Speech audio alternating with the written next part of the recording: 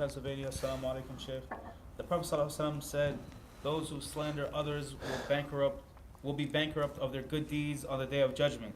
Knowing that, why do people, students of knowledge, etc., not heed to this fearful statement?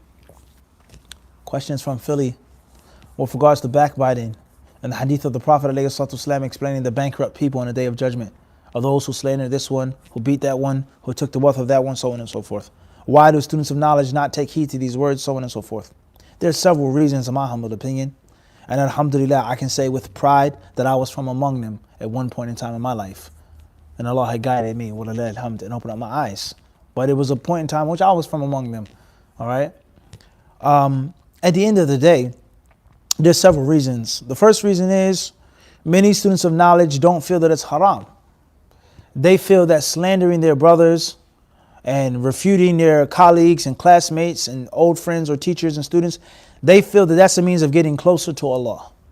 They're getting closer to Allah by disrespecting this scholar and talking about this brother.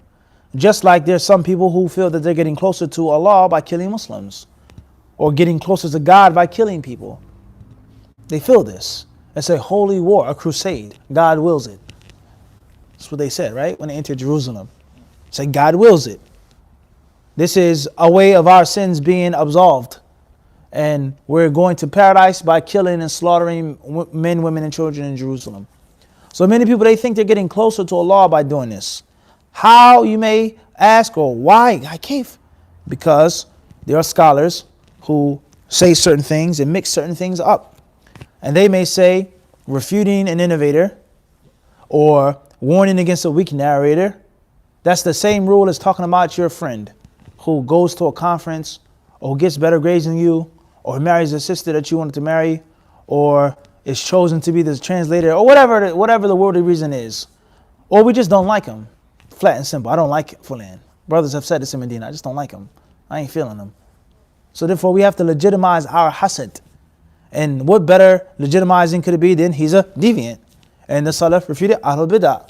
And Imam Ahmed said this, and Hassan al-Basri said that. And he passed by the grave of the innovator and he spat upon it and kicked it. And he said, I would rather urinate upon this person's grave than do so and so and such and such. That's the dalil that they use. And these people are sadly mistaken from so many different ways. First and foremost is the one who said that was a great scholar. The one who said that was a worshiper. The one who said that prayed at night, fasted in the daytime, gave zakat, gave sadaqah, fought jihad in Allah's cause, didn't befriend the kuffar and take handouts from the kuffar. He was a great scholar, Shu'bah ibn al-Hajjaj, Hassan al-Basri, Imam Ahmed cried all the time, made istighfar all the time. Can you say that about yourself? And the person that he's refuting was a person who was a caller to innovations, a person who was a caller to bid'ah, يَحُثُ النَّاسِ يَحْمِلُ النَّاسِ عَلَيْهَا, holding people to do innovations. So they felt that they had to warn from them. And it's permissible in Islam to warn from someone of misguidance, whatever that misguidance may be. Sin, bid'ah, whatever it is. And it's permissible in Islam to boycott someone, no doubt about that. But this is your friend, you're in Medina University together. He didn't make any bid'ah, he didn't fall into any mistake, you just don't like him. Or let's say he did make a mistake, but he's not an innovator. Or he did make an innovation. That doesn't mean that you talk about him and slander him and make a campaign against that person in such a shameless, immature, childish way. Let alone a scholar. And we've all seen how they talk about scholars. And we said this many times before, and we take pride in this, exposing them. They do not respect scholars. They don't respect scholars. And if you say that this person's not Salafi and we're not Salafi, we say, no, you're not Salafi. You're not following the Salaf as-Salih. You're Antum al-Hizbiyun. You're the Hizbis. You're the ones who cling and clutch to groups and scholars and cliques and disrespect anyone who doesn't walk your tightrope, your interpretation of what it's supposed to be.